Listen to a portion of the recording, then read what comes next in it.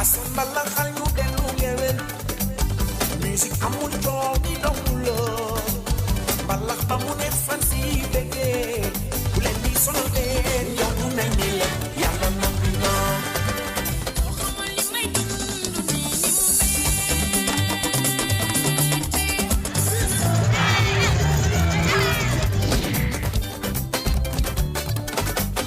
bakkan mbalaxal ñu dellu ngewel musique amul coow di dong la. Mercredi 19 février 2020 chers téléspectateurs d'ITV bienvenue comme chaque jour ni ñuy àndandoowee ci ITV la télévision d'ici et d'ailleurs bu takkusaan gi jotee 17h ba 18h da ngeen di wéttaliko ak Padros seen animateur ñu duppee ko l'animateur du peuple 17h ba 18h mu gunge leen ci takkusaan gi ñu di àndandoo di bégalante lépp loo xamee jëm na ci bànneex ñu di ko partager ensemble lépp loo xamee bokk na ci li ñuy gindiwaat ci àddina bokk na ci li tax ñu xam suñu valeur waaye tamit bokk ci li tax ñu xam valeur u Sénégal lépp dana koy partager ci ITV la télévision d'ici et d'ailleurs 17h jotati na ñu doorati jëm 18h30 ca kanam moo wax leen conducteur bi la ci ne mais dañuy nuyonteeg sama xarit seen xarit. wala da nga def sant yàlla. sëñ bi noo tudd. man Ibra Daxin. am na ñu naan kii. li ma téye métti na de wàññi dessert tuuti. pourtant bësuma la de. saa waay dessert tuuti wala teewu gentleman rek. teewu gentleman ma lan ñi mooy teewu gentleman. mais teewu gentleman day yam. góor buy nuyoo ñii ngay nuyoo. bu wala nii. saa yi teg sa loxo. mais Bokar Diak. mais wala la bokk fils. how you doing my bro? waaw how drink. you're fine. Yeah, I'm fine. D'accord. Yes, how are you? I'm fine man. And you? I'm fine. Too good. Yeah. kon maa ngi yaa ngi wax lu baax pourtant. ay waay. waaw. alhamdulilah rabbil alamin. mais naka tey. waaye sant yàlla rek. embouteillage. amul. nuyul ba pare ñu doog a wax. tey de moins 5 moom yaakaar naa ne moom. waaye di nuyu ñëpp di kontaan ci ñëpp rek fu waay mën a nekk maa ngi lay siyaar baax waa di la kontaanee. di la xamal ne émission mag bi commencé na ci heure bu baax bi ci télé bu mag bi. sama Sénégal toogal xaar ñu bégal la kontaanal la seddal sa xol bi. Madoudou fii rek lay amee Madoudou mooy kat. Madoudou. ah Madoudou yee. mooy punkal mi. Madoudou nag yow war ngaa dem bëri ji de. Madoudou waaw. Madoudou. face to face Papa Sow Siteu bi. waaw. dinañ la jël combat.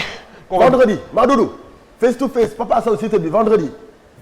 Madis Ndiaye. moom ci kii rek combat préliminaire la. préliminaire yi nag ci la il faut ñu utale ci combat. waaw. xam naa moo Assane yu bëri Assane coordinateur. kan no combat bu lewet. yàlla la ko tax a wax de. mais ko embouteillage yi ci dëkk bi. non. il faut ñu wax ci. ah dana war de. diggante rond-point Liberté 6. waaw. rond-point Sacré-Cœur. oto dematul oto dikkul. fa laa jaar léegi. te man xam la moo ma jaaxal. mooy 30 secondes ñu tardé. xam nga lu ma jaaxal man. waaw 3 policiers ñi ngi monté ci rond-point yi. c'est ça 3 policiers 3. ñetti policiers ña nga fa taxaw bi taxaw fii. oto yi demuñu. la moo indi embouteillage bi te policiers yi nag fa. moo ma jaaxal. policier tam lii kenn xamul. c'est-à-dire policiers yi bu ñu arrêté oto ci kaw tali bi lañ koy arrêté au lieu ñu yóbbu ko ba fi ñu war a parqué ci parking bi. waaw arrêté ko fa mais ci kaw tali bi lañ koy arrêté taximan yi taxaw fa. ah oto yi gën a particulier yi taxaw fa. ay waay dimbali leen ñu te embouteillage ci ndax nit ñi dañu am ay rendez-vous yoo xam ne mënuñu ko faussé. kay mën a wax lépp de. dëkk bi doy na waar de. kay mën a wax lépp surtout jamono ji ak tali yu bari yu ñu defar. waaw chantier yu bari. policiers yi tamit jàpp leen ci liggéey bu ay. jàpp leen ci policiers yi. c'est vrai que nag. policiers ngeen waaye dañ leen di wër di njukkal à tout moment. bugguma ku leen wax lu leen naqari. déet waaw bugguma benn yoon ku leen wax lu leen naqari parce que ñoom ñoo yor suñu sécurité. vraiment mais des fois affaire yi ni ñu koy defee daal kenn du xam nu mu demee. dana war de vraiment dana war de embouteillage moom tar na loolu waaye. waaw dañuy dimbali. dañuy ci jàpp waay. c'est vrai que des fois dañuy def yoon. mais yoon gi dañ koy def ba yoon gi. des fois dañ ci gaañ ñu bari. waaw parce que imaginez ñi nekk ci ay rendez-vous yoo xamante ni dañ ko programmé. donc dañuy génn seen kër. di 16h pile. 16h20 la ñu prévoir yegg fi ñu jëm. léegi boo génnee 16h pile sa kër yow xanaa kon 16h40 ngay yegg sa kër. dana war de nañ ko kii dimbali leen ñu ci loolu policier yi. te boo xoolee buñ fa nekkul dama yàlla jégal te baal leen ma nag de bu ngeen fa nekkul moom day gaaw. waaw des fois. bu ngeen fa nekkul moom day c'est gaaw normal. waaw benn li nga wax ni da nga koo ragal de. ngeen baal ma rek Fall. policier ngay waxal de policier ay jàmbaar ngeen vraiment ay liggéeykat ngeen. li nga wax jëmee woo ko. saa waay policier moom du lu ñuy ruube. man damay ruube ak policier mënu ma leen ruube sama ñaar policier sama xarit yi baax yooyu. dinañ leen fi invité. kan la. policier yi. fan. non dañ leen fi invité fii rek. wax ma jour rek parce que man temps yi war naa dem suñu gàmmu dëkk Fouta. waaw da ngay wax su ma demee. comme ça nga invité leen. ñaata yoon laa am empêchement. pour dem defi ju ko ay farata. waaw du ma dem ndax lii. waaw mais boo nekkee da ngay invité policier yow man damay dem dafa mën maa jàkkaarloo policier yi. alors d'accord merci beaucoup policier yi am benn problème jàkkaarloo ñoom policier. voilà c'est reparti ñu ngi jëm 18h30 ci sama Sénégal donc ca kanam tuuti dinañ am ki nga xam ne moom moo di Astou ca kanam incha allah di rubrique boobu nga xamante ni moom moo di rubrique bi nga xamante ni moom ana rubrique bu nu mu tudd sax sama commercial ah d'accord suñu commercial ca kanam incha allah ñu àndandoo ci ak Astou Mbaye ca kanam aussi tamit dinañ àndandoo ak DJ Mo ci li nga xam ne moom moo di sama diwaan je rappelle demoon na foofu léegi nga xam ne moom moo di ca Tali Diallo ci tali bi nga xamante ni moom la ñu tuddee Diallo Picci dinañ yeggale loolu yëpp parce que lundi ba tey ñu ngi ci partagé ñun ak téléspectateurs ngir ñu gën a xam exactement kan mooy Diallo Picci donc loolu ci kanam dinañ ci ñëw bu ñu ca jeexalee am nañ fi suñu benn artiste plasticien dina ñëw ci plateau bi mi ngi tudd Modou non Assane tey sa conducteur noo ko bindee nii lii lan la Abdourahmane Fall ca kanam incha allah juste après ñu doogee dalal suñu invité di Adji Ouza tey moom la ñu am ci plateau sama Sénégal donc dañuy dem régie c'est un benn vidéo clip juste après on revient sur le plateau mën a dérouler suñu plateau.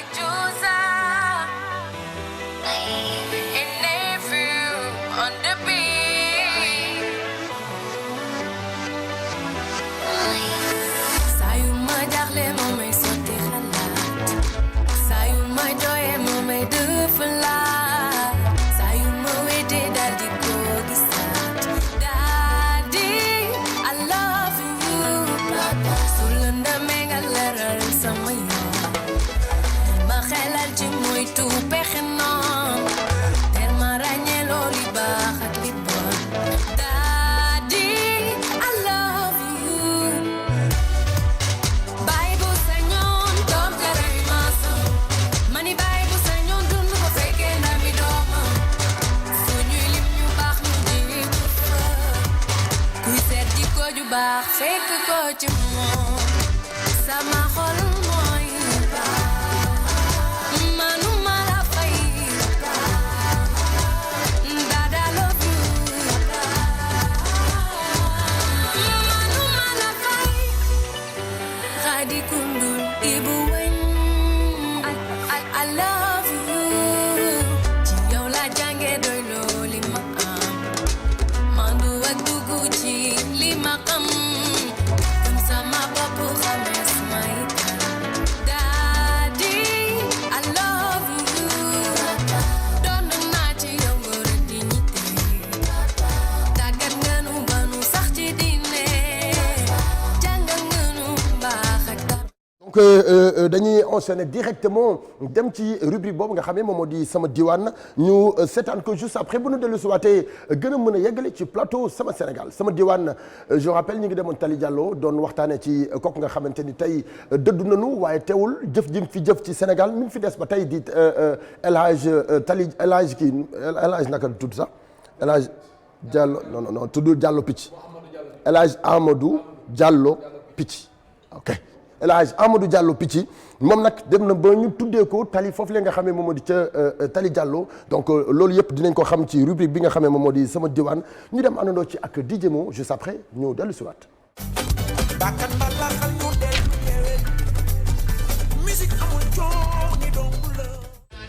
fii kat maire def na fi lii wala lii mais tey man ñun sentiruñ fi mairie wax dëgg yàlla problème yi daal bëri na macha allah foo laa rek am na fu parce que tamit marché Thiaroye bi tey jii bu ñu bëggee dem bu ñu amee xëy bëgg a dem accès ci marché Thiaroye bi muy nawet boo solo ay bot doo jàll suñuy doom yi bu ñu bëggee jàngi boo solo ay bot doo duñu jàngi tey jii boo fi amee malade sax guddi nga war koo évacuer loolu tamit suñu problème la nga am fi malade guddi nga war ko évacuer problème ngay am ndax benn terre bi tëj nañu amuñu fi ñu jaar tey jii hôpital Pikine moom ñun amatuñu ci accès ñun tey dem côté bi sax moo ñu gënal dem hôpital Thiaroye bi ndax terre bi daf ñu tëj carrément li ñu bëgg ñu dimbali ñu ko ñu koy jooy ci fu nekk mooy insécurité suñu xale yi sonn nañu ku jóge fële ñëw fii ngay dal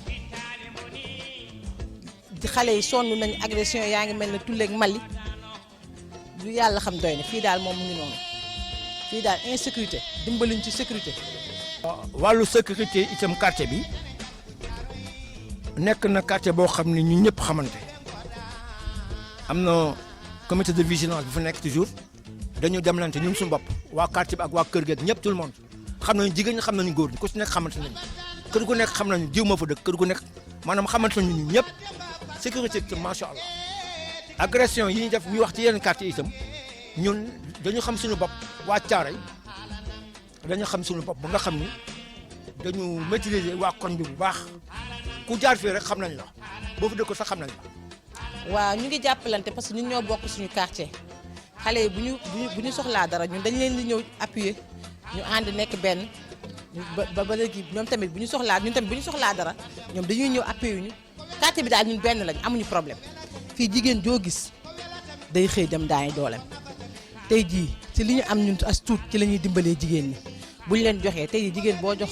15000 wala nga jox ko 20000 nga ne ko demal marché central bu demee jaay jënam ñëw da ciy dindi dépense am bu xëyatee tamit affaire bi day nekkaat problème financement suñu jafe-jafe la formation suñu jafe-jafe la jigéen ñi kenn formé wu leen ci dara boo leen joxee xaalis sax tey jii pour ñu utiliser ko problème la amuñu financement amuñu formation dundal suñu quartier moo taxoon ñu sos suñu groupement bi ndax jigéen ñi dañoo toogoo rek defuñu dara ku nekk nga toog sa kër defoo dara mu metti lool moo idée boobu boobu moo taxoon ñu jóg ne nañu yëkkati natt bi bu ko defee jigéen ñi sax au moins bu ñu dee gisee dina am lu mu tane ñuy jël suñu dërëmu kii bu ñu ko boolee dina am di nga mën a dimbali kenn sooy daal te daal moo taxoon ñu créé GIE bi.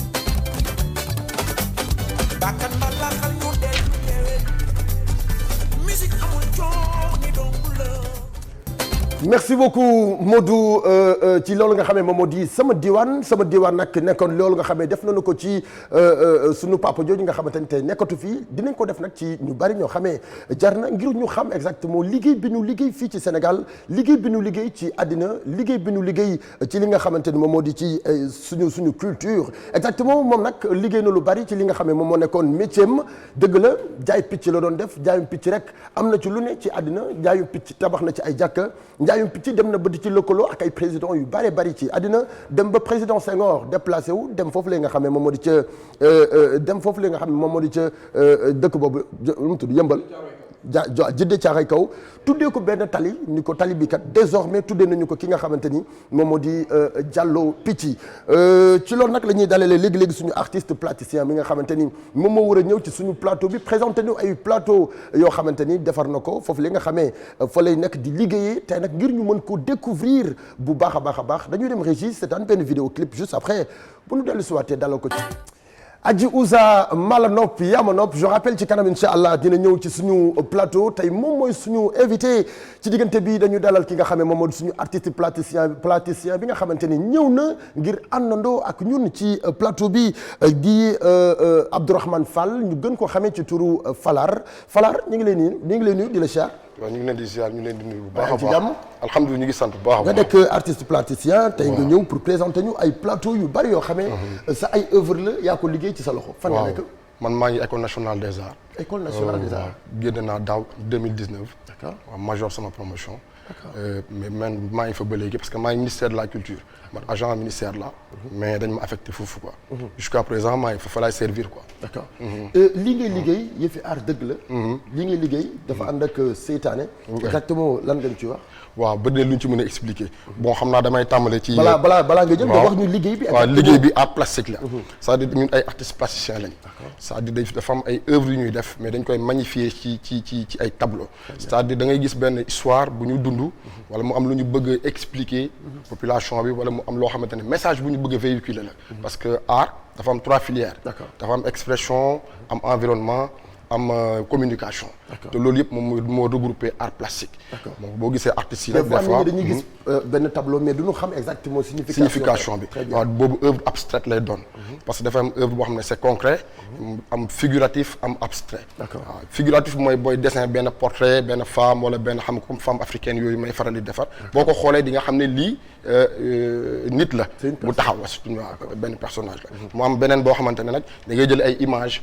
yooyu jël am benn histoire booy bëgg a expliquer nga am noo ko liggéey ak ay relief yooyu liggéey ak ay textures yooyu def ci tableau bi. ak ay images peinture dajale leen ba mu nekk benn histoire nga mën ko expliquer quoi. d'accord waaw d'accord loolu la mooy seen différence différent bi ak photo waaw am na presque photo boo gisee moom moo njëkk. c'est photographie yi nga xam ne ñoom bu yàgg. ñoom ay artistes peintres lañu woon dañ naan defar ay portraits. fa la photo jóge avant photo di am avant photo di am ay artistes lañu woon presque ñoom ñoo nduru li ñuy liggéey parce que photo dafa am ay normes quoi dafa am norme yooyu jëlee photo dafa am vue contre plongée am vue de face am vue plongée yëpp dafa am ay façon noo koy jëlee am na différence bu ci am ci photo waaw am na tuuti différence mais ñoo niroo parce que plan bi ngay jëlee photo mooy plan bi ngay jëlee say œuvre rek en perspective ak façon bi ngay jëlee œuvre pour mun ko liggéey presque benn la quoi d'accord alors bii nii nekk ci suñu kanam waaw lan nga ci mën a expliquer waaw bii nekk suñu kanam bii moom mooy oser rêver oser rêver d'accord c'est-à-dire dafa am benn personnage bu ne ci biir soo xoolee benn genre picc la mais dafa am ci lu mu toog posal tuuti rek nga mën a ci li mu toog ci li mu nekk nii kii dañ ko defar ba nga xamante ne di nga ko mën a téye laal ko ak sa loxo nii gisoo mu am relief quoi dafa génn mais c'est-à-dire kii tànkam mi ngi toog ci kaw benn affaire lii nag dafa mel ni géntam lay réaliser dafa toog ci kaw benn lune ci lune bi la dem voyager boo gisee mel na am na laaf yi mu am nii gis nga naaw ba toog ci kaw lune bi c'est-à-dire dans la vie il faut oser rêver quoi jusqu'à s'asseoir sur la lune mun nga dem ba sa xalaat nga réaliser ko li nekk sa xel mun nga dem ba réaliser ko kuy xool tableau bi exactement lan lay gis loo xamante ne après dina ko intéressé waaw bëri na lu koy frappé boo gisee am na benn genre dafa mel ni jigéen bu toog ci kaw weer bi soo xoolee loolu lay signifier langal tànk yi nii am benn signe bu mu def pour wax ne nit ki da nga war a gëm sa bopp ndax loo gént sax mu nga dem ba réaliser ko. très bien loolu lay signifier tu vois ak les couleurs les textures parce que kii bois la quoi mais dafa am façon bu ñu ko liggéeyee dafa am liggéey bëri bu mu am waaw bii nag dina yàgg moom bii nag dina def presque 1 mois boo koy liggéey oui parce que da ngay def ay superposition de couleurs dafa am texture yooyu def gis nga yii nii yëpp dafa am ay techniques yoo koy liggéeyee pour mun ko génnee buum yi ak ay der yu ñu def ci kaw gi yooyu yëpp ak peinture dafa xaw a naqari liggéey nag quoi. d'accord très bien alors ñu dem ci beneen tableau balaa ñuy ñëw ci boobu. si boobu waaw ñu dem ci ñu wax ci ba pare. waaw femme africaine bi waaw lii exactement lu ñu signifie. waaw kii c'est la beauté africaine quoi. parce que suñu femmes yi dañu sublime quoi ñun suñu jigéenu Sénégal dañu rafet macha allah. man tout le temps ay femmes africaines laay defar. soo gisee kii dafa am technique bu ma liggéeyee. kii semi figuratif la c'est-à-dire nekkul. figuratif carrément boo xam ne boo ko xoolee di nga xam ne lii mais dafa am ay peinture yu ma def ci ginnaaw yoo xam ne mooy noir bi ak rouge bi yaa ngi koy gis mais en même temps dafay respecter couleurs yi parce que femme bi dafay takk jaaro geste bi mu def moom laa ci soxla quoi parce que regard bi benn beauté la bu muy wone quoi mais dafa am ay superposition de couleurs yu ma ko liggéey ak ay relief yu ma def ci ginnaaw na génnee ko nag mais yeggale yu ma ko nag ay coup de pinceau laa ko yeggalee boo xoolee mais di nga xam ne lii jigéen buy takk jaaro la quoi gu toj la su ma xoolee nii. waaw mu ne loolu mooy loolu lañ ci soxla sax au fait que man li ma defar man dama koy defar bàyyi mais kenn ku ci nekk li nga ci mën a gis waaw kenn ku ci ne am na looy sentir mais de toute façon boo ko xoolee di nga ressentir ne li femme africaine la c'est beau quoi très bien voilà ñu waxaat ci beneen bi waaw bii tamit moom xam naa moom mooy tableau gars yi quoi kii moom est-ce que doo ma ko fi may sax ma yóbbaale ko sama kër waaw fa tabaarakalla kii moom waa gis nga boo ko xoolee femme bi fulaar bi ñun suñu jigéen ñi ni ñuy soloo dafa rafet voilà gis nga fulaar bi yaa ngi koy gis nga boucle d'oreille bi gis nga teint noir bi femme africaine dafa fexe ba garder teint li nga xam ne ñun loolu lañ ci bëgg parce que fii actuellement dañuy dénoncer dépigmentation bi gars yi di def bon tam ñu gën suñu bopp fexe di wàññi xeesal bi de xam nga mooy loolu moom la wane fii nii quoi parce que mën nga takk fulaar takk jaaro bon nga simple nga rafet lii mooy wane ñun suñu valeur ñun femme africaine très bien moo tax ma defar ko pour présenter ko quoi d'accord très bien des fois nit ñi dañ koy jël taf ko ci seen kër ndax taar bi rek mais am na signification si signification bi fii lay gën a leer waaw fii c'est la vue en perspective quoi par exemple c'est la ville de Saint-Louis mais Saint-Louis boo xoolee colons yi ñoo fa newoon mais waaw ni ñu ko tabaxee woon dafa rafet soo xoolee dëkk bi dafa am ay tabax yu kawe yoo xamante ne ñoom tubaab bi ñoom ñoo ko defaroon kii nag liggéey bi day jël temps parce que lépp détail yëpp ngay génnee mais perspective yi moom lañ ci soxla quoi c'est-à-dire vue bi profondeur bi mi ngi mel ni rue Saint-Louis wala rue ville la quoi fële lu mu tudd Tëngéej voilà comme ay Tëngéej ay Saint-Louis voilà dëkk yooyu tubaab bi jaaroon ni ñu ko defaroon boo xoolee ba léegi nii dafa rafet ba fa xoolee gis nga dëkk bi ni nit ñi di doxee moo tax ndandar sax da nga koy sentir seen façon dañu bëgg seen bopp gëm seen bopp xam nga ni ñuy doxalee parce que ni fa tubaab bi jaaroon dafa am lu ñu fa bàyyi dëkk bi set na boo gisee gis nga tabax yi ni mu rafetee gis nga garab yi gis nga oto yi gisee nit ñi mais bàyyiwuñu dara mais kii dañuy wone rek la ville de Saint-Louis mais en perspective genre tableau yu mel nii ñan ñoo koy ëpp li ñuy jënd étranger yi wala sénégalais yi kii nag man am na sénégalais boo xamante ne moom xam naa de passage ma koy nuyu muy maître Moustapha Mbaye d'accord moom Saint-Louisien la sax moom waaw mais moom aussi tableau yii daf ko bëgg trop boo demee këram presque œuvre yëpp lay jënd moom. moom bëri na li mu koy jënd. d'accord mais nag yi jëm extérieur moom mooy œuvre abstraite yi moo ci ëpp. ah yéen moo ëpp waaw figuratif yi nag moom la sénégalais xam nga sénégalais moom de tout le temps li ñuy bëgg mooy di gis dara. di mun a xam ne lii mooy lii daal. d'accord bii moom ñu ngi koy dédicacé spécialement waa Saint-Louis ak ñi nga xam ne ñoom ñoo di waa Tëngéej. parce que lii bi ma ko xoolee exactement Tëngéej la ma jox. ak Saint-Louis. waaw vraiment waaw ñoom la ñu ko dédicacé directement donc ñu dem ci beneen tableau. ndeyu mbili gi bii mooy ndeyu mbili gi. waaw fa tabarakalla bii moom beneen affaire la bii moom li ñu ci war a wax dafa bari trop moom bii dafa xaw a doy waar quoi parce que liggéey bi man boo xoolee technique bi ma liggéeyee moom moo ma jox major bi ma am sama école nationale des arts. d'accord parce que bi ñu def évaluation bi mujj ci la yenn techniques yi nga xamante ne moom lañ ma jàngaloon ci laa xalaatee liggéey bi kii amul benn peinture quoi. dafa parce que lii moom laa bëgg a expliquer parce que lii bois la boo gisee ay palette la récupération xam nga artiste da ngay def couleur de récupération da ngay fexe ba dem jël benn affaire dajale ko am loo ci génnee moom mu jox la dara quoi.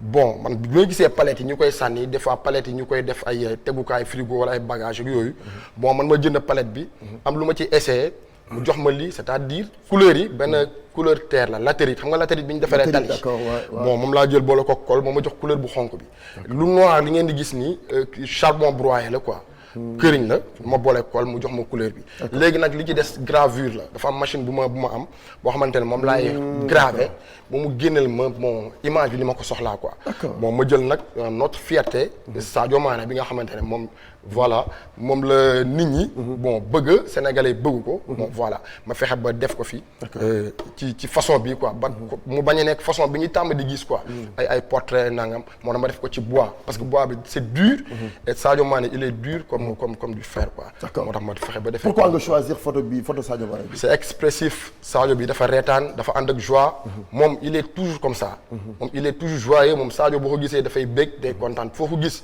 day ree moom football bi foo la ko def quoi te dafa bëgg Sénégal donc ñun suñu xol la nekk man ma defar Sadio Mané bi yàgg naa ko nag big up ci Facebook bi bu demee ballon d'or bam bi nga koy jox naan ko jox naa la sa ballon d'or boobu joxaguñ ko mën a def ay image yu ko génnee mais moo tax ma defaat ko fexe ba su may ñëw ci émission bi kii tey laa ko defar waaw tey bi ma ay 11 heures laa ko commencé bii ay 4 heures de temps laa koy defar parce que technique dama ko maîtriser quoi nag d'accord alors lii nii li ma ci mën a xam daal de gis na trop gis na voilà c'est ça mais lii nii lu nit di jàng la wala maanaam di nga ko def sans jàng am na jàng jëlal ma fii laar bi nga xool Sadio Mané bi parce que kii sama apprenti toog sama apprenti la mais actuellement moom moo jël lengay mi Sadio Mané bi da nga ko fi bàyyee Pathé Niang waaw moom mi ngi ci moom am na sax Sadio mu defar moom parce que am na ñoo xamante ne ñoom dañuy nekk ay dañuy dessiner nice nii te duñ ko jàng am na duñ ko def autodidacte la c'est-à-dire mën nga ko def doo ko jàng dem ba ci biir nag aussi nga bëgg a perfectionné wu bu la neexee nga dem école nationale des arts def cours du soir am na fa parce que la ma laaj loolu am na benn waay yoo xamante ne day takk bët yi moom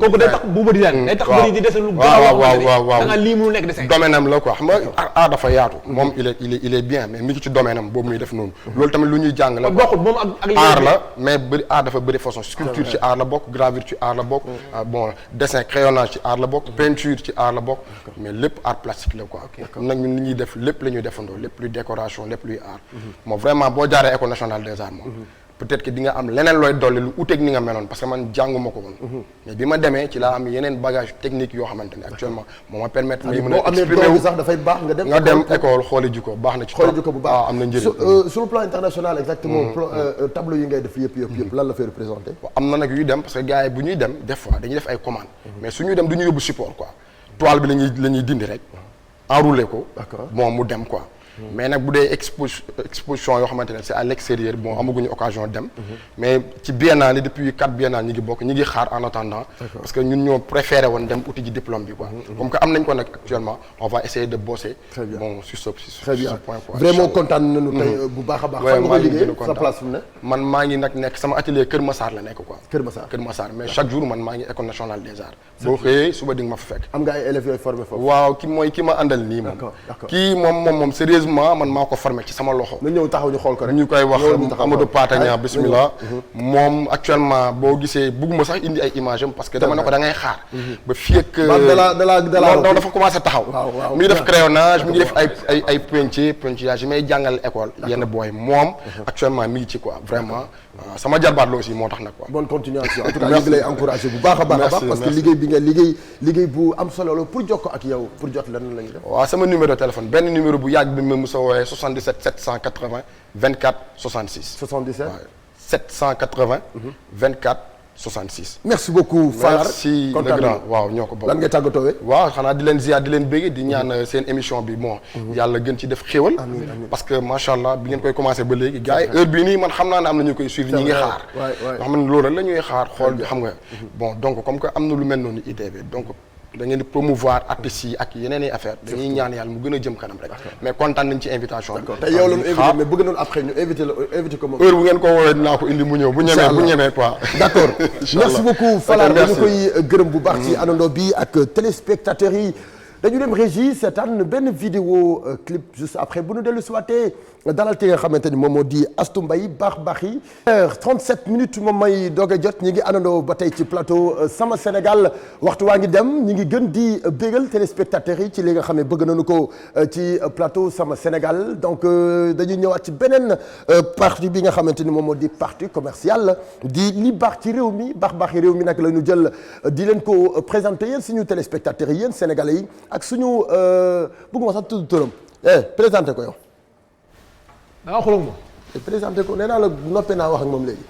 te nga ba loolu. gisoo de lu maye ci kii bi. ci kii Dogo Fally blanc rose. Dogo. wuy Mbayeen. Dogo yaa ngi ree de.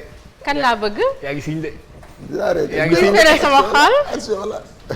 yaa ngi siñ de. wallaay kenn mënu maa defal. yaa ngi siñ de. pour nii kaa bi nii. Dogo xool ko nag. yow da nga mel ku ragal ku ragal xool yow. doo ma xool. waa xool ma xam ne xuloo nga ak man gis naa la. doo ma xool rek. gis naa la walaay gis naa la. Dogo Serigne Touba Mbacké gis naa la bi ngeen toogee fële. waaw bi may def sama plateau. laa la xool. mais dem xool ko nii. nu ma bëgg nga di ma xool nee ma jàkk nii rek. waaw xanaa santoo Mbayeen ana Mbayeen bu ragal. yaa ngi ci jàmm. Dogo kañ nga ragal de sama xarit bi dafa mel ni day daw deuxième. te nag jàkk tegal c'est-à-dire man en tant que Padros. man en tant que doomu Dogo. waaw wur naa bëgg dara mu may të.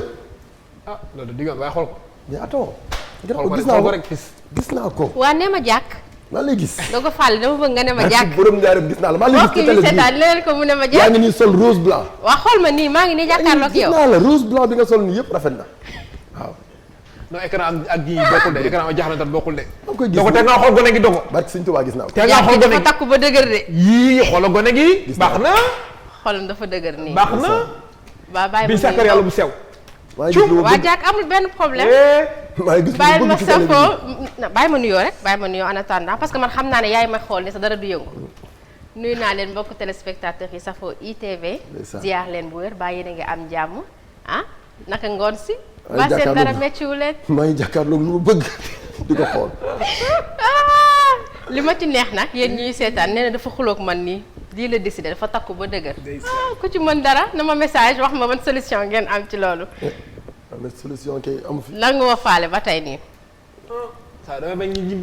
Ramatulaay mu baax mi ci biir. tey nga ma sarax jubóole ma ak sama waa ji may ma foofu benn son bu neex en attendant may jàkkaarloo waat ak yéen. soo sax mënumaa defal. loolu nga foog.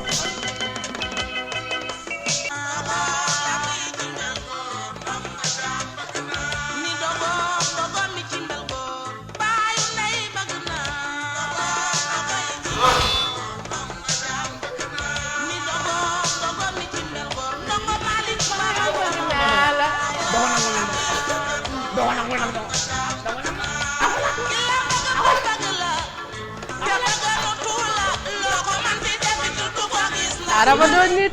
barki Cheikh doon nit. déedéet xam nga man toroxal ci may toroxal. ma koy topp naa ko je t'aime.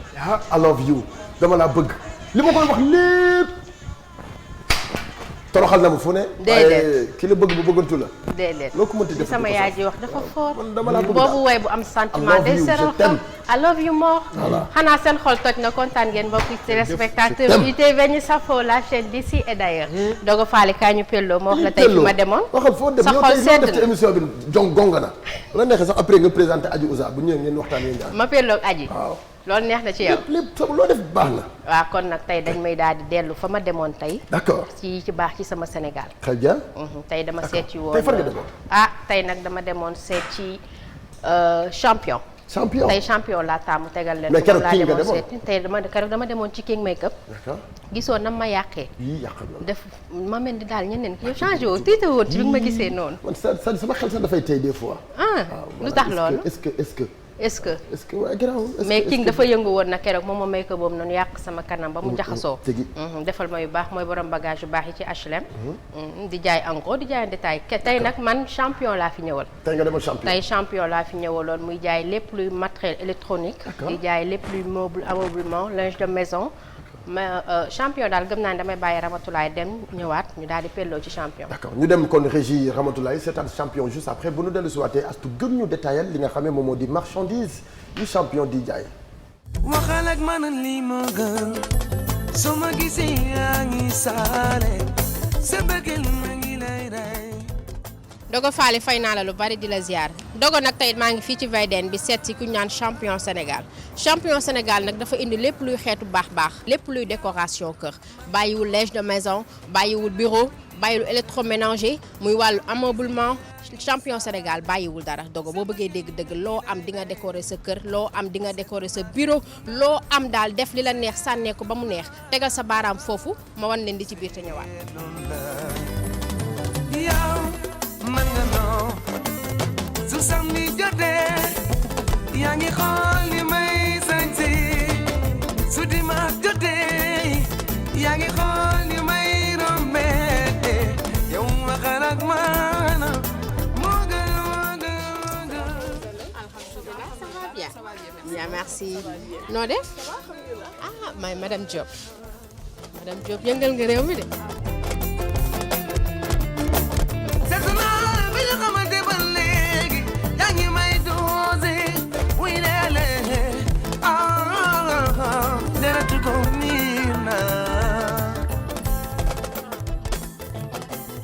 agsi naa nag ci madame Diop jàkkaarloog ma madame Diop ziar naa la.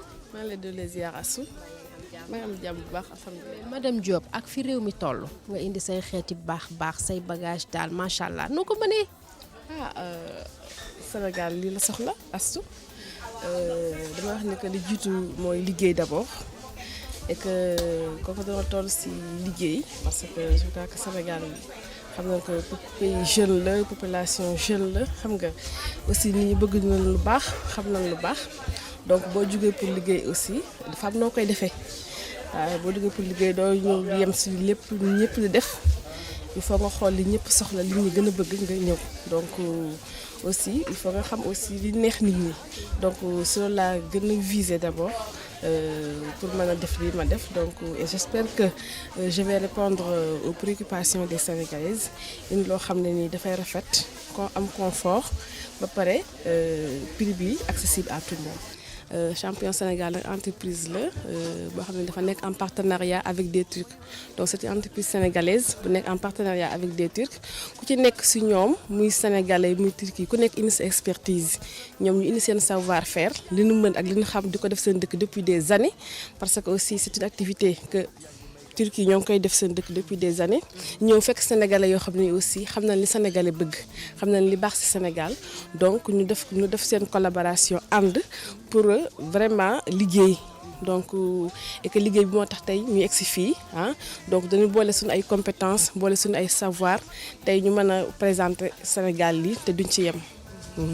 gëm naa ne doo ci yem parce que ku dugg si ci boutique bi gis li nga fi indi yëpp mën naa ne domaine boo laal lépp luy jëm ci bureautique ak ameublement maison bàyyiwuloo dara te gis naa ne tamit prix yi dafa abordable.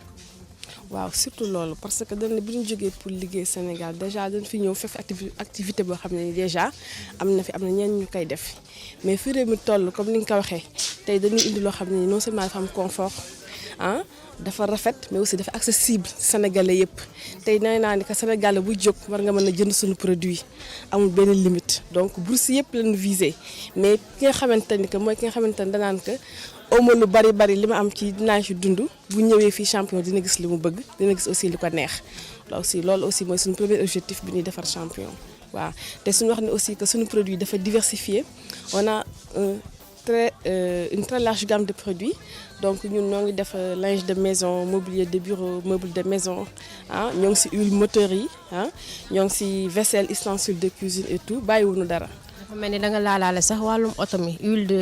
ñoo ngi huile moteur donc pour les camions engins groupe électrogène ñoo ngi ñëw aussi si huile moteur pour les voitures berlines et autres ouais. Donc nous pensons même peut-être dem ak Sénégalais yi fa sori donc lii début rek la dañuy wax Sénégalais yi rek ñu ñaanal ñu que vraiment on est là pour satisfaire leen de répondre seen attentes yëpp nag seen attentes yëpp que ce soit au niveau qualité confort ak prix. defe naa daal Sénégal yi waratuloo jaaxle moom bëggatuma kenn di jëli feneen naan damay yóbbante wala dara. déjà Sénégalais xam na li fi xew donc tey bu liggéey ñëwee opportunité la tey pour ñu ànd liggéey ko ñun ñëpp donc dama naan képp ku bëgg a ñëw jàpp si liggéey bi rek nous sommes ouverts donc li ñu war a gën a njëkk a def tey boo indi liggéey jàpp ci déjà indi emploi donc jàppale jeunes yi nga xamante ne liggéey leen bëgg te je pense que liggéey bi ñuy def ñëpp xaj nañ ci. ku bëgg a ñëw champion fooy jaar ak noo def. Présentement nous sommes au niveau de la VDN Cité Tobago Télium le numéro 36 donc nous sommes entre la banque islamique et le centre d'appel Majorel. Le numéro de téléphone c'est le 33 868 13 11 et il y a aussi le numéro des commerciales 78 196 13 71 et 78 196 13 70. Dogo ñoo ko déggandoo madame Diop woon na Sénégalais yëpp bàyyil kenn ku yéex ñàkk rombati réccu waaw kañ champion la gars yi wax Dogo tegal sa loxo maa ngi ñëw ndànk ñu daal di naan ataaya yéey gerte foofa waaj. waxal ak man lii moo gën su ma gisee yaa ngi saale. li tax ma koy nopp moo koy def. ma faal. moom moo la tooñ. moom moo la tooñ. li tax ma koy nopp nekk di la charme di la piis di la ragaj. waaw di la piis.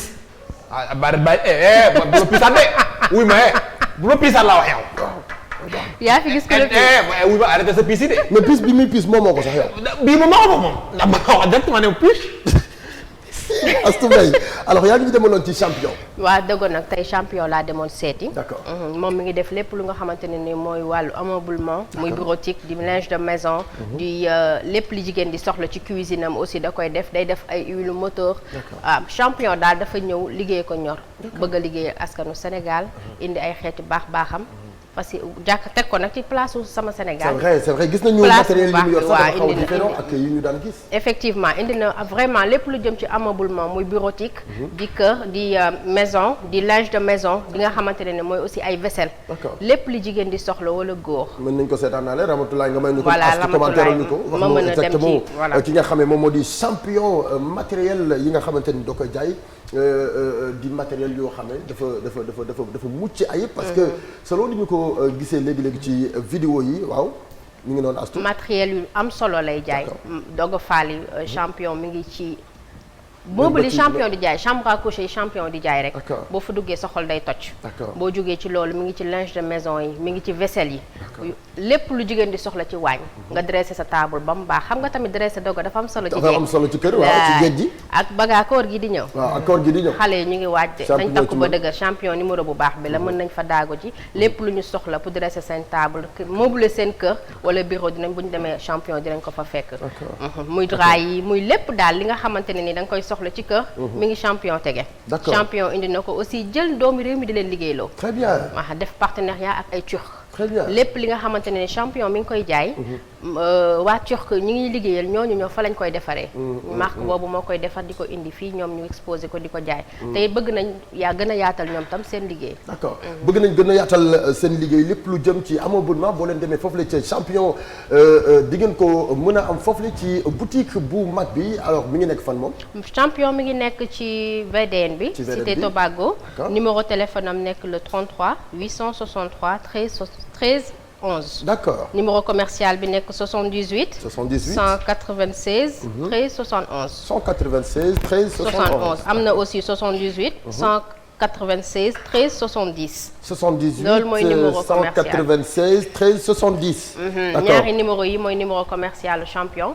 ku fa daagu wala nga woote fa dinañ la conseiller jaay la lu rafet lu am classe lu am maanaa lu raar. loo xam ne daal wax dëgg yàlla boo ko dugalee sa VDN Cité Tobago fa la champion tamit est-ce que man tamit bu may dégg bu may waaj a dégg alxayri du ma fa dem jënd. mënoo faa ñàkk dem de. garab yi muy jaay nii. waaw boo ko lalee fanaan ci xëy suba am jabar. nga ne ma mu ne mel noonu.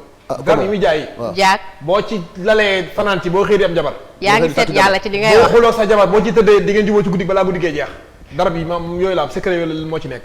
yow yaa ngi seet yàlla ci li nga waxal tabaar c'est-à-dire scientifique la. lépp lu muy wax rek da koy xool ba ci biir ba xam ko ba maîtriser ko. day gis. waaw day gis. du seet kat. day seet bon kii ba mu waxee sama diggante ak yow booba yow ñëwagoo fi mais yow mais Diack da nga grave. ba sama diggante ak yow booba yegg see boo fii.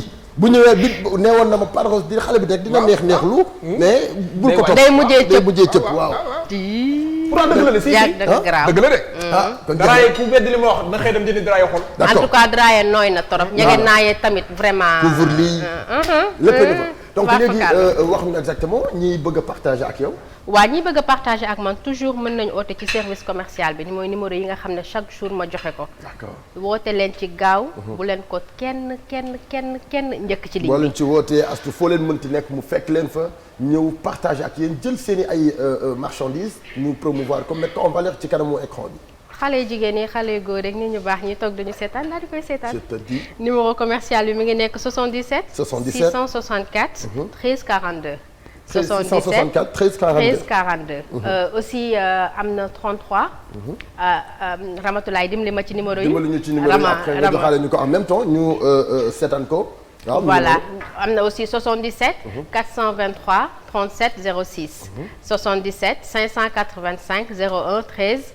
328 824 87 11 33 824 87 12. d'accord lii mooy numéro yu baax yi nga xam ne ku ci woote service commercial ba dana la uyu. boole la ak équipe bu baax bi ñu daagu si ndànk ñëw ba ci sa plateau ba ci sa place.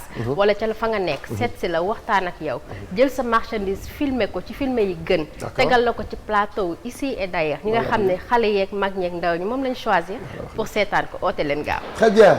kooku mooy Astou Mbaye moom mooy suñu présentatrice bi nga xam ne moo ñuy présenté rubrique boobu nga xamante ni moom moo di baax yi ci réew mi lépp luy baax ci Sénégal rek dañuy àndandoo ak Astou Mbaye moom nag mu dikk ñëw wane ko donc nag suñu invité ñëw na il faut mu ñëw ci plateau bi voilà bu ko defee waaw mu xam ni carrément am naa jabar léegi waaw am naa gan ma présenté ko sama soxla balaa muy dem. Dogo bébé teeloo yëg.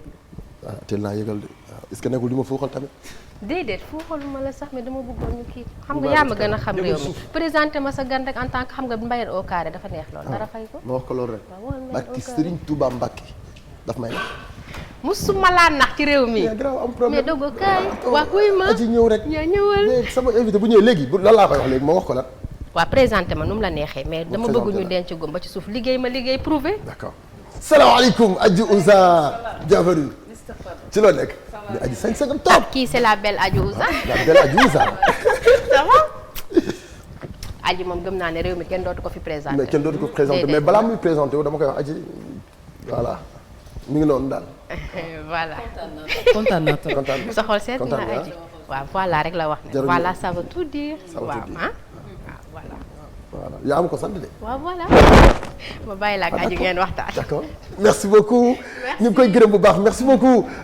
ki nga xamante ni moom moo di Astou Mbaye ci àndandoo bi ak ñun ci plateau Sama Sénégal ñu dem régie seetaan benn vidéo clip bu ñu dellu si waatee dalal suñu invité Adji Ouza. 17h56 moom mooy doog a jot ci ITV seen émission Sama Sénégal ñu ngi jëm ak yéen 18h30 bis bu jot ñu àndandoo ak yéen boole lépp loo xam ne rek bokk na ci li leen di bégal waaye bokk na ci li leen di gindi ci Sénégal bokk na ci li leen gën a amal importance ci réew mi waaye tamit di àndandoo ak suñu ay chanteurs suñu ay chanteuses ñu ñuy bégal ci plateau bi nga xamee moom moo di plateau Sama Sénégal bis bu jot ñu dalal kenn koo xamee dinañ xam lu bari loo xamee dëgg la. xamuñu ko woon ci moom wala tamit lu bari loo xamee mi ngi koy liggéey ci li nga xamee moom moo di musique sénégalaise ki ñu dalal tey nag li ñu ko fi ñu ko dalal fii war nañ ko fi teg fi ñu ko dalal war nañ ko teg fu ko gën a kawe parce que li mu doon da koo donn ba pare li mu doon da ko donn ci baayam waaye tamit li ci ëpp importance li ci ëpp solo mu dem jàng ji ko ba tey mu doon ci li mu doon yàlla suñu borom def mu def 10 ans de carrière 2009 ba 2019 dugg nañ ci 2020 Adji Ouza yàgg na nu bégal tey moom nag la ñu nar a àndandool ci suñu plateau Sama Sénégal Adji salaamaaleykum. salaamaaleykum Padros. maa ngi ci jàmm maa ngi lay nuyu. mais da ngaa sañ sa nag. ah non mais simple rek simplement. su ma ko xamee woon nii soloon naa tout noir. tout noir tout noir man nag dama bëgg noir sama couleur préférée. waaw mooy suma couleur man aussi. sama couleur préférée la. ah oui ah oui donc voilà di la remercier bu baax ci invitation bi. di nuyu sénégalais yëpp di nuyu seen téléspectateurs yi leen di seetaan ITV. très bien kontaan naa trop nekk fii tey. d'accord kontaan nga trop nekk fii tey barki démb nga dem Grand Théâtre doon fêter sa 10 ans de carrière 10 ans de carrière nekk loo xam ne fierté la ci artiste. boo xamante ni bi ñu fi nekkee ba tey mosuñoo dégg nga échoué ci benn côté. mosuñoo gis nga génne benn œuvre te bëggee woon ko. mosoo génne benn œuvre te nekkul hit. 10 ans de carrière yi yaakaar naa 10 ans de plaisir 10 ans de mbégte la woon. waa 10 ans de carrière yi nag yombul woon à peu près ci man bilan la woon. bilan la c'était important ma def benn bilan au Grand Théâtre dem wax ak gars yi fans yi moom bi ma composé fans yi sax 10 ans de carrière yooyu moo tax ma composé fans yi pour rendre hommage à ces gens qui ont toujours cru en moi qui m'ont toujours supporté yi nga xam ne bu méttee ils sont là avec moi bu naqaree tamit ils sont là avec moi c'était important pour man ma rendre ñooñu hommage. ci 10 ans de carrière yi balaa nga dugg ci plaisir bi nga ci am lépp ak succès bi ak yooyu lan nga ci dund exactement ba tey mu motiver la nga gën a nekk artiste. li ma gën a motiver nag du leneen lu dul fluctuation yi am ci musique bi. te man tamit ku ma xam ne rek xam ne Adiouza dafa bëgg mélanger ay musique yu bokkul. ay style yu bokkul. moom la ñuy woowee ci terme musical fusion. dama bëgg fusion dama gëm fusion. mooy mélanger ay style de musique yu bokkul à chaque fois j'essaie. je propose des fois ça passe ou ça casse. mais en tout cas je propose aux Sénégalais des trucs différents. je propose la différence tamit. des fois donc moo tax yaa ngi wax daal di remix léegi. daal di remix bokk na ci son yi njëkkee afro mbalax bi ñuy def léegi. c'était en 2015 bokk na ci son yi njëkk a nekk afro mbalax. temps yooyu sénégalais yi jëlaguñ ko bu baax mi ngi ñu ngi ñëpp a ngi woon ci mbalax bi. loolu ci wax parce que tey yow bokk nga ci artistes yi njëkk a osé. di innover quoi di innover commencé waaw bi ñu defee daal di parce que gisoon naa ne booy yëpp ñu ngi ci job jeunes yaa ngi ciy job beatmaker yaa ngi commencé di job ma ne pourquoi pas man it ma jéem a dugg ci style boobu jéem a créer dara donc bi ñuy génnee daal di remix parce que daal di amoon na mbalax ba pare en 2015 mais fin 2015 bi ñuy génnee daal di remix je savais que les Sénégalais n'étaient pas prêts pour cette nouvelle forme de musique là mooy afro mbalax bi ñu doon proposé les Sénégalais n'étaient pas prêts mais quand même je l'ai fait j'ai pris des risques je l'ai fait et après ça a ouvert d'autres voies te gis nga léegi afro mbalax bi nu mu tegoo waaye alors ban bilan nga ñuy defal musicalement ci les 10 ans de carrière.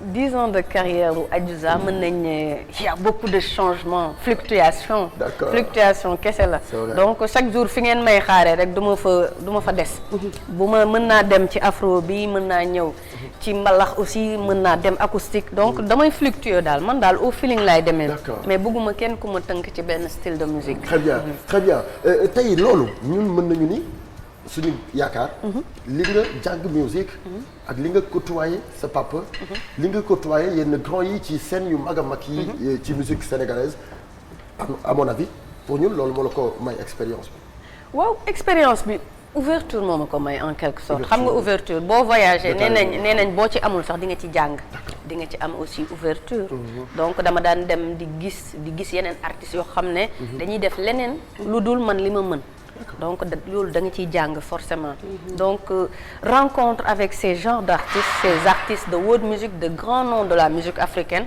moo waral tey nag ma am curiosité boobu ci musique à chaque fois damay dem ci ay innovation damay proposer quelque chose de nouveau des fois ça marche comme des fois ça ne marche pas par exemple comme ni ma la ko waxee daal di remix bi muy ñëw période boobu les Sénégalais n'étaient pas prêts pour genre de musique boobu xamaguñ ko woon c'était tout nouveau donc mën naa ne man cobaye laa woon pour ñeneen ñi ñëw maa doon seen cobaye d'accord alors nga ñëw bi ngay soog a ñëw ñu découvrir la ak benn style boo xamee dafay xawoon jafe ñu resté ba tey ci style daal yi beeg yooyu bi ngay soog a ñëw nga ñëw mbalax opéra mbalax opéra ñëw imposer nu beneen style boo xamee yombul ñu découvrir ko ci musique sénégalaise pourquoi choix boobu bi nga doog a ñëw tu sais musique dafa doon loo xam ne dafa laaj ouverture d'accord bi may doog a ñëw je savais que su ma ñëwoon def mbalax comme tout le monde donc da ngay nekk mbalax man comme tout le monde donc fallait quelque chose qui me différencie des autres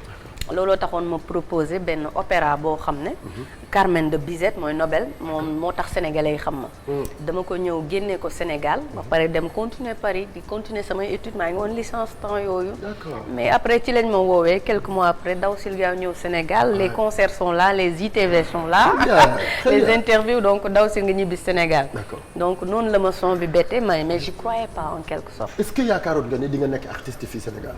non gëwuma ko parce que j'ai toujours œuvré pour nekk am benn aura wu artiste international nekk en Europe genre à la Oumou Sangaré wala Angélique Kidjo man fa laa visé woon sama bopp moo taxoon ma nekk Paris yàgg fa lu yàgg toog di musique foofu aussi daan naa fa musique di def ay world musique et tout mais bi ma toogee ba commencé yàgg Paris di ennuyé wu sama frère ne mais pourquoi pas doo essayer dem Sénégal def mbalax je n'y croyais pas donc sama premier album pour dire vrai moom moo composé ay morceaux ne ma demal ci Ibou Ndour boo demee ci Ibou Ndour mu defal la morceaux yu mbalax son yu mbalax voilà comme ça nga jéem a créer foofu am foofu place au Sénégal j'y croyais pas ma ñëw def ko quand même delluwaat jàngi après ci lañ génnee Nobel noonu. d'accord en tant qu'artiste lan nga jàng loo xam ne tey dimbali na la may la benn possibilité ba nga am ouverture bu yaatu ci musique ci côté composition ci côté voix octave yi ak yeneen bi. waaw xam nga nag aar yombul. musique tam yombul. am na ñoo xam ne dañ ko doon. parce que yow benn à part li nga doon sa papa. waaw artiste nga. waaw. à part li nga doon sa papa dañuy gis ci yow artiste nga. te yooyu à mon avis jàng bi nga ko jàng dimbali na la ci. non dimbali na ma ci lu bëri. par exemple boo gisee innovation yi may def. wala léeg-léeg je suis en avance ci sama temps. loolu yëpp jàng musique bi. moo ma ko permettre. donc damay analyser su ma xoolee situation bi. damay analyser mën naa analyser wul sama bopp. soxlawuma kenn di ma analyser. donc su ma xoolee situation musicale bi ñu toll rek naa ne temps yi de lii nga war a def pour nekk temps yi de lale nga war a def donc damay nekk en avance. carrément ci sama temps. loolu yëpp nag.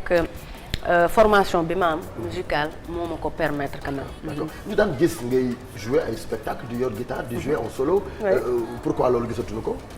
waaw xam nga rek fi ñu toll xam nga musique day dox. temps yi afro bi dafa kii. dafa dominer affaire yi quoi te afro bi foog nga taxaw carrément sur scène. assuré jàkkaarloo gars yi quoi.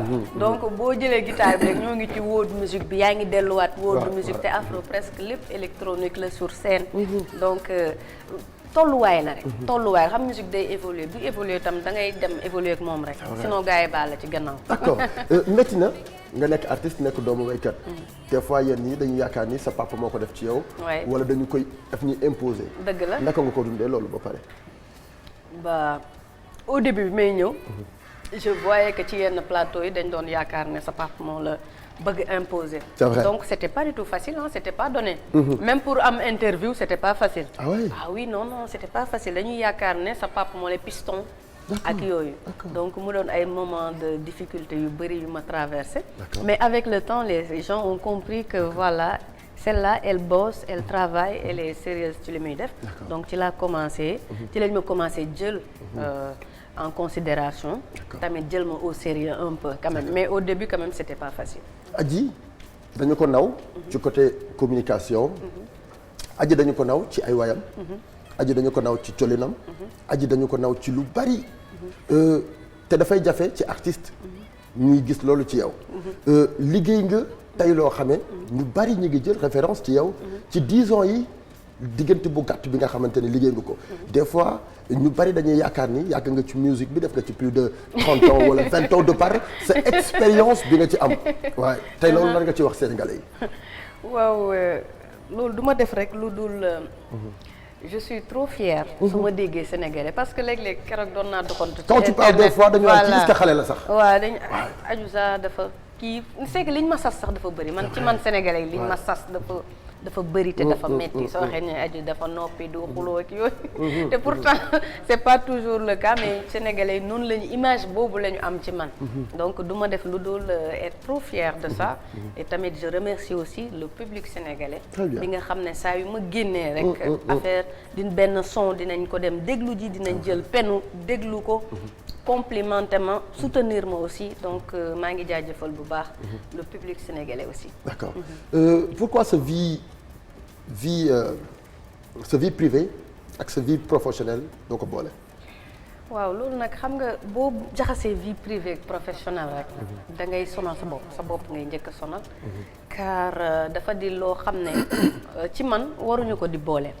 par exemple am naa doom wala marié naa photo dugal ci internet bi ci man amul sens. damay préserver bu baax sax sama famille parce que sama doom comme ni ma koy waxee chaque fois rek ëllëg xaw ma lu muy doon te je ne sais pas si su ma ko forcé di ko génnee nii sans son consentement di ko wane ci réseau waaw yi di ko wane di ko utiliser vraiment loolu daal du sama style man même sama vie sax duma ci waxuma la ak sama vie wu doom wala ñeneen ñi may nekkal. d'accord fàtte naa la présenté kii waaw présenté wu ma mooy Diack Barada. Diack Barada. Diack Barada mooy le perturbateur du plateau. waaw kii moom waaw. parce que wax na lu am solo quoi xam nga fii tamit Sénégal la. fii loolu nëbb am na loo xamante ni. foo toog ay rumeur day daw. doo ko mën a nëbb ay rumeur ñuy dégg naan Ayuza. dëgg la elle n'est plus mariée. loolu dëgg la da nga di woote. ah rumeur yooyu de moom dégg naa ko. c'est vrai ça fait 1 an maa ngi koy dégg sax. c'est vrai 1 an. da ngaa divorce wala divorce man xam nga man du ma wax ci vie privée. ah mais ana monsieur. non moom tey moom aji bëgg na noo xam quoi vraiment ana monsieur mu aji jàppale nit ci da ngay leeral pour nit ñi nga leeral nit ñi yaa ngi marié ba tey wala marié ba tey pour nit ñi mën a xam parce que fii sama Sénégal la ñëpp a toog di la seetaan lépp fi lay leeree waaw waxal rek non man du ma wax ci vie privée. waxal rek ci rek ana monsieur du ma wax ci vie privée. non mais attends loolu c'est-à-dire même bu dul vie privée sax bëgg nañu xam parce que tey ñenn ñi yaakaar nañu aji divorcé na est-ce que amul keneen ku toog pour bëgg ñëw takk aji ñenn ñi yaakaar nañu ne aji divorcé wul bon ñu ngi koy encouragé ci sëyam c'est-à-dire ñaar yooyu dafa xaw a compliqué pour ñu mën ci wax donc nag dafay baax pour ñu xam. non yow moom jarul wax ak yow moom man na wax ak man rek man. waaw yow moom ñoo la moom ci lii ci loolu rek. léegi laaj ko ko waaye léegi waxal man ci lii directement laay man direct nii yaa may xool maa ngi lay xool àdduna ngi lay xool. aji tu es marié ou bien tu n'es pas marié. yow yaa gën a xam du ma la tontu ci question boobu. aji foo nekk instant yi fooy dund. xamoo ko de maa ngi sama kër papa. pourquoi nekkoo sa kër parce que sama kër papa laa yàgg nekk. baax na mosoo sëy ko waay kon mosoo sëy yow kon aji dama la nax sénégalais ah mais aji lan lay def kër papam tamit. moo jaaxal ñëpp de. mais aji looy def sa kër papa aji. te moom mi moo ñu jaaxal de moo ñu jaaxal am na sama xel léegi aussi. gën nañ ci loolu quoi. léegi aji looy rek. allez-y continuez. yow continuez. aji nga fat na ko yeew. non je continue pas kii moom dama continuer interview am. kii dafa neex. non damay laaj gën naa foofu. waaw léegi gaawal nga wax yaa non dama gis maanaam bon xaw ma nag ba xam mais relation ak moom yeneen artistes yi. du ma la gis ci scène yu bari ay Titi. ay Viviane ay nangam wala ay whatever. c'est vrai yow da nga am problème ak ñoom. kii les grands événements ñoo koy génne. non dafa professionnel. mais aussi projet ba ci la ñee ci lañ bokk tamit. dëgg say xarit lañ dëgg pourquoi ñu gis ci ñoom.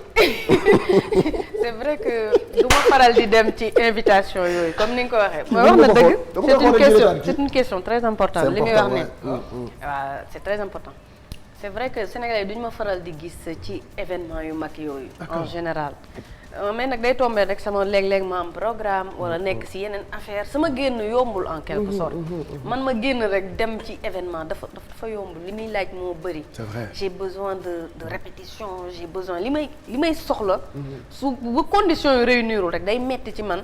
ma dem wuy noonu événement dans le cadre professionnel laay wax nag waa xam du ma wax c'est vrai dans le cadre professionnel laa bëgg a wax très bien waaw day jafe ci man trop pour ma wuy ji moo tax léeg-léeg je profite de cette occasion pour m'excuser artistes yu bëri du ko ne invité woon mu ñu ma mais invité nañ ma ku ci demee ni ay décembre bi muy grand théâtre invité woon na ma Coumba Gawlo yàgg na ma invité Viviane yàgg na ma Zénitham bi waroon naa dem mais mujjiw ma dem annoncé woon naa ko sax partout mais mujjiw ma dem mais c'était juste que voilà les conditions n'étaient pas réunies pour ma dem. d'accord nga xooloo kenn. non pas du tout. mais nag compliqué mooy loolu dama la compliqué. mais kii du am problème ak compliqué. non compliqué pourquoi. c'est-à-dire professionnalisme bu juste. moo tax mu des fois nit da koy jaawale compliqué. xanaa xamoo nit ku boo xoolee ku jàng boobu sax yenn intellectuels yi. boo la xoolee da nga ne kii dafa compliqué. non parce que attends xam nga des fois dama koy wax man. des fois ma wax benn affaire ñu ne ma non yow da nga compliqué man leen c'est-à-dire professionnalisme bu juste. des fois day tax nit ñi da nga compliqué. dañ lay ragal quand même dañ lay ragal sax waaw dañ lay ragal voilà. dañ lay ragal non kenn ragaluma kenn ragal man damay ree rek ku may ragal au contraire ñi dañ ma yàpp. c'est vrai alors tey Adji dem nga Grand Théâtre ñu bari newoon nañu Grand Théâtre du réussir. dëgg la. ñu bari. je confirme. waaw ñu bari. je te ba man confirme après ça. joué na ci sama bopp. man personnellement. Ah bon? je dis la vérité. Ah non bon? non dafa joué ci sama bopp. Ah, ok. ma ne nit ñi de Sénégalais yi pourquoi ñoom ñëpp ne nañ Adji du remplir Grand Théâtre. dëgg la. parfait bi joué ci sama bopp. mais yow ci sa côté. professionnellement. def nga sa communication bu jaar yoon. ndànk-ndànk rek nag. waaw. forcé wu ma du tout mais ndànk-ndànk laa ko defee xam naa looloo taxoon nit yu bëri ñu doon douter mais man bi may def bi ma commencé génne bus bi commencé samay balaat xam naa fa ma doon jëm très bien donc xëyuma rek bëreet wax ñëpp damay Grand Théâtre 6 mois avant mais bi ma génnee bus bi rek xamoon naa ne fa laa jëm mais waxuguma ko woon nit ñi may commencé di def ay balaat di aller vers les fans di dem seeti fans yooyu yëpp c'était dans l'organisation, dans l'optique d'une organisation du Grand Théâtre parce que jëloon nañ date bi depuis 2018. D'accord. xamoon naa ne dama war a dem Grand Théâtre parce que c'était inévitable à un moment donné. C'est vrai. ñu bëri dañ ma doon poser ay questions pièges foofu waaw c'est bien mais defagoo Grand Théâtre. Adja defagul Grand Théâtre mu nekk une demande nationale au Sénégal. Voilà demande générale. ñëpp di ma wax Adja da nga war a dem Grand Théâtre mais man bëgguma ñu may teg pression. man bëgguma di doxee ci pression. pression laa gën a bañ sama àdduna. il est arrivé à un moment donné sama frère ne ma Adiouza 10 ans jot na donc da nga war a Grand Théâtre par la force 10 ans sax foog nga y a un spectacle boo xam ne man je l'ai déjà en tête. 10 ans foog nga def ko. donc ci laa xamee ne c'était inévitable mais bu doon man rek. Grand Théâtre mën naa ko poussaat ba 2020 wala 2021. comment pourquoi yàqamtiwu ma woon. yàqamtiwu ma woon def ko parce que j'avais vraiment besoin d'être prête psychologiquement ak aussi sur le plan professionnel ak sur le plan musical surtout musical parce que Grand Théâtre yomb na nit ci naan damay dem Grand Théâtre et tout mais après qu'est-ce que tu proposes aux spectateurs lan nga leen di proposer tam c'est important nga feesal ba pare te fekk ne y avait rien wala salle ba vide te y avait rien tam amul sens c'est vrai donc li ma doon proposer dafa important ci man très bien bi nga duggee ci salle bi nit ñi fees fa del bi nga duggee ci salle bi gis mu plein yow lan nga yëg. non ak li Sénégalais yi def avant may dugg ci salle bi xamoon naa ne guichet fermé laa def. très bien avant may dugg ci salle bi. donc amuñu woon problème awma dans ma tête awma woon problème guichet fermé ou pas parce que xamoon naa ne sax. y avait du monde.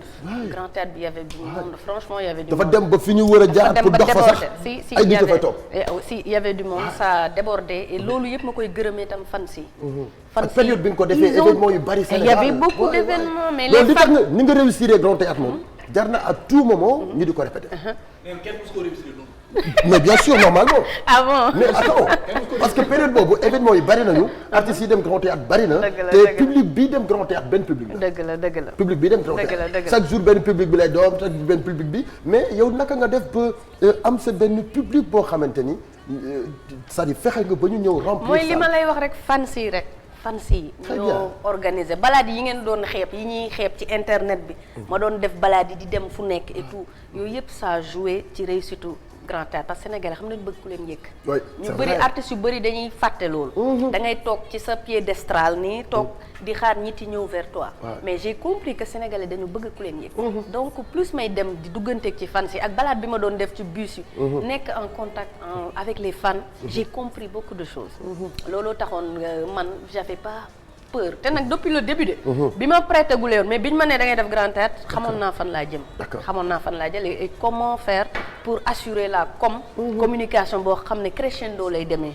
crescendo la demee nag moo tax xam naa ñu bëri tiitoon du woon ci man du iñaan du dara mais dañ ma doon tiital dañ ma doon tiital du dara dañ ma tiitaloon rek xam nañ ne Adiouza waaw dañ ma tiital c'est ça c'est vrai artistes yëpp ñu c'est vrai ñëpp def nañ ko aussi sama nawle yëpp def nañ ko réussir ko donc dañ ma tiitaloon rek ci man du woon iñaan ou rien mais dañ ma tiitaloon rek très bien bon bëgg naa ñu dem régie ñu seetaan benn vidéo clip juste après bu nu dellu souhaité wax ci projet yi nga xam ne Adji mi ngi ci parce que professionnellement bari na loo xamante ni que tey mi ngi ko projeté teg ko pour wër ko def jagleel ko soppe yi ginnaaw bi ñu demee Grand Théâtre am fa succès ba pare ñëw ci plateau Sama Sénégal pour détailler loolu yëpp ñu dem régie seetaan vidéo bi juste après on revient sur le plateau. loolu mooy Ndaanaan je rappelle album bi mi ngi génnoon en 2013 ci la génne woon album Ndaanaan mais ñu ngi ci 2020 tey Adji bari na ay projets yoo xamante ni projet na ko après soirée bu 10 ans de carrière yi lan nga ñëw pour jox Sénégalais yi à part bi nga ñu joxee clip bu mujj bi nga xamee moom moo di Fancy yi. ok bu ñu paree nag ci grand théâtre et tout. Il y a un album international boo xam ne mi ngi waroon génn. parce que album bi ma defaroon 2015 ak benn label dafa amoon ay problème donc mujjiw ñu ko mën a génne. donc benn album la boo xam ne mi ngi nelaw ci placard yi. ku am xaalis nag lañ taxawoon nii. waaw ku am xaalis ci artistes yi. macha allah album boobu mi ngi ci placard yi mujjiwul génn. donc actuellement maa ngi ci beneen album boo xam ne. ñu ngi ci afro mbalax bi comme actuellement c'est à la mode aussi donc benn album afro mbalax bu may préparé donc di ko préparer fan yi donc dina am single buy génnaat afro mbalax laala doo mais génne nga benn single ci lu yàggul waaw boobu mbalax la xam nga d'accord damay valse rek entre les deux boobu mbalax la maa ngi ñëwaat afro mbalax nii dans quelques mais single yi ni muy dans un mois dafay gaaw waaw xam nga nag toog naa 2018 yëpp presque génneewu ma mooy bi ma nekkoon en état. c'est vrai ouais. actuellement damay rattrapage ay way c'est vrai c'est normal. non damay rattrapage parce que j'ai plus de. moo tax voilà génne me dama nekk en rattrapage. waaw dama nekk en rattrapage bu métti donc j'ai plus de 20 sons en afro mbalax yoo xam ne nii kenn laalagu leen ñu ngi ci studio ba toog di xaar man ma utiliser leen génne leen quoi donc ci lañ nekk actuellement sans compter aussi il y aura une soirée de lancement pour le nouveau single et aussi des tournées pour dem vers les fans rendre leen hommage à Thiès, Saint-Louis, Mbacké dinañ dem un peu partout Mbour aussi dem créer fa c'est juste pour faire des soirées rendre hommage may ko fan yi quoi. mais pourquoi pas tournée nationale nga def lu mag ay concert. waaw xam nga tournée nationale nag boobu damay bàyyi DJ Boubs rek kii ko quoi initier ko mais Boubs nañ initier loolu yombul ñu def ko ak ITV ak iRadio exact voilà bu ko defee ñu wër Sénégal ak Adji Ouza parce que fi mu ne nii li mu nar a génne non yaakaar naa warut a génn ci suñu loxo quoi alors Adji question bi dafa jaaxal ñu bari dëgg la Adji say budget fan lay jógee parce que lépp dañu gis lu ci bari yaa koy defal sa bopp. waaw loolu dëgg la yaay produire sa bopp. sa ay clip yaa koy defal sa bopp. loolu dëgg la waaw tu sais que musique léegi yombatul comme ni ma koy faral di waxee. on ne vit pas de notre art au Sénégal. c'est vrai ay faux semblants rek moo fi nekk. nit yi bu ñu gisee dañuy yaakaar ne on a des milliards et tout. mais musique yombatul quand même.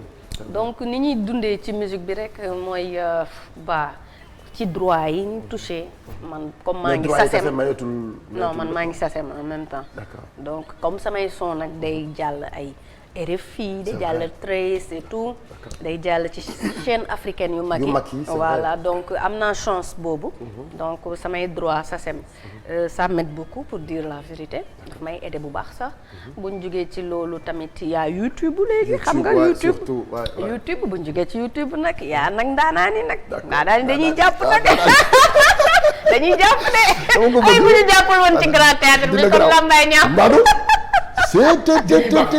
mais daanaka moom yaakaar naa Marème Faye Sall moo ci jiitu.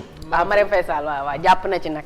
jàpp na ci nag ay première dame jàpp na ci. première dame mais li mu wax moom ba tey kii mu quoi. dalu sa xel dalu sama xel. ay sadem ak yooyu loolu pour ne kii la quoi. am na leneen lu suuf xam na kii la. loolu nekk ci suuf waaw parce que loolu jaaxal na ñu quoi.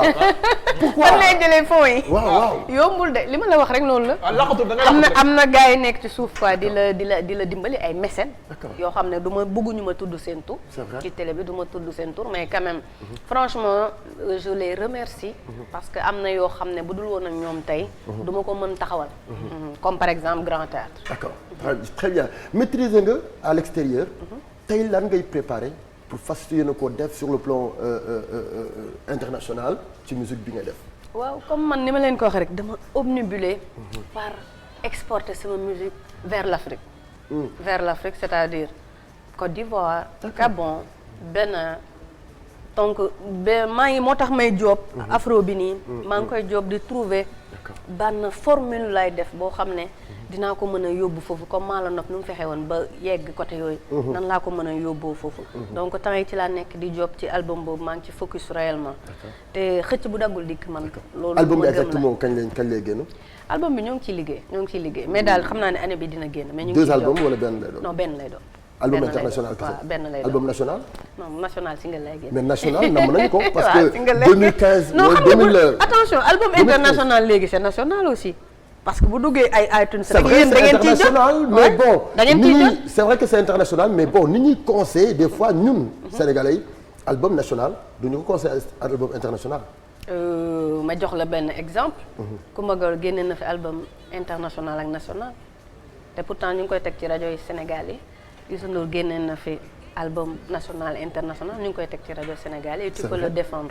donc album xam nga grâce à internet léegi même ay international sax mën nga toog di def mbalax Sénégal mu yegg à l'international. c'est vrai léegi grâce à internet. tout est possible. tout est possible tout est possible. d'accord à part album bi lan mooy projet yi leneen lu dul soirée yi nga wax.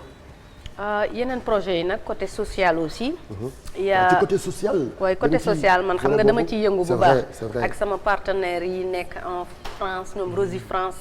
temps yi ñu ngi may waajal ak États-Unis sax Atlanta am naa fa ay partenaires yoo xam ne dañu may envoyer ay dons yoo xam naa ko mën a distribuer ñi nekk ci école yi di jàng wala aussi les enfants de la rue ñoom taalibe yeeg tout. donc am na action sociale bu ñu war a def nii ci koor gi sax ni incha allah ak waa Atlanta sama partenaire ñoom Lamine Fall Atlanta. waa Atlanta donc li ñuy cërale woon ci waxtu jeex na 18h28 moom moo doogee jot donc dañu lay bàyyi nga tàggatoo ak Sénégalais bëgg naa nag ñu waxtaan lu bari parce que man. dëgg la li ma denc pour ñu waxtaanee ko ak yow pour Sénégalais yi xam ko. wala pour ñu partager ko ah. non moom day clash moom. non yow doo bokk. moom day clash bokkul de moom day clash. lu bari mais temps bee xam moo tax du ma ko kii. non moom bokku ci de. moom day doo bokk doo bokk. ci lay bokk yow. doo bokk.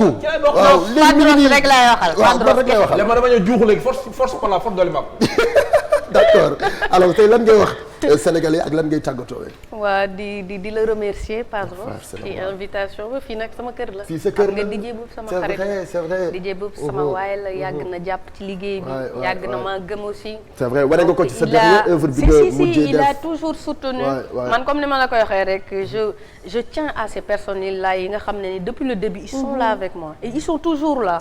donc c'est important ces genres de personnes là nekk ak man te tamit ma leen di gërëm ñoom Marème Chala di gërëm fans yi nag fépp fuñ ci mënti nekk ci Sénégal parce que Grand Théâtre bi sonnoon nañ ci trop te ñoom ak man nag law ba faw rek duñu mës a bàyyi di remercier aussi waa Paris di remercier le maire de Rufisque le maire de Kër Massar maa ngi remercier daal ñëpp ministre de la culture jàpp na ci première dame Papa Youssou Ndour Papa Thione Seck aussi sagal na ma keroog ñëw ci bés ba maa ak sama yeneen papa yëpp yi nga xam ne tamit mujj ñu woon am jot ñoom père Ismaïla Lo Papa Omar Pène ñoom ñëpp naroon nañ ñëw ñoom ñëpp invité woon nañ leen yor nañu seen carte mais mujj ñu ñëw Papa Baba Mal aussi donc ñoom ñëpp invité woon naa leen jox naa leen seen carte et tout donc je remercie tout le monde di remercier aussi les animateurs yi jàpp ak sama staff aussi staff bi aussi du ma leen fàtte parce que ñoom ci Grand Théâtre bi aussi dañ ci sonn trop maa ngi remercier daal tout le monde merci à vous ñun aussi ñu ngi koy remercier bu baax a baax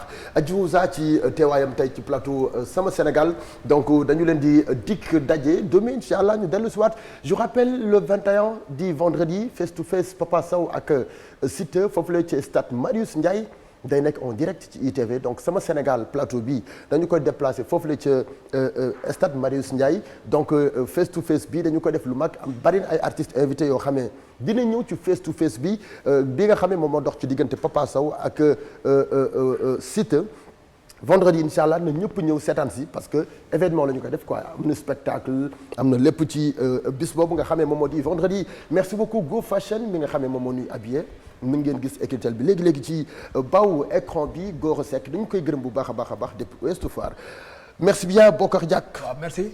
à demain inchallah. merci Assane ci côté coordination merci beaucoup suñu caméraman yi ñoom ñëpp ñu ngi leen di gërëm bu baax a baax Ramatoulaye ci côté réalisation merci Didier Mo merci beaucoup Daro ci côté maquillage merci Adiouza rendez-vous demain à tout à l'heure léegi ñu àndandoo ci rajo bi 19h ba 20h45 Padros ak Bokar Diak ñu dem merci Adji. musique amul coow di dawul mbalax ba mu ne fan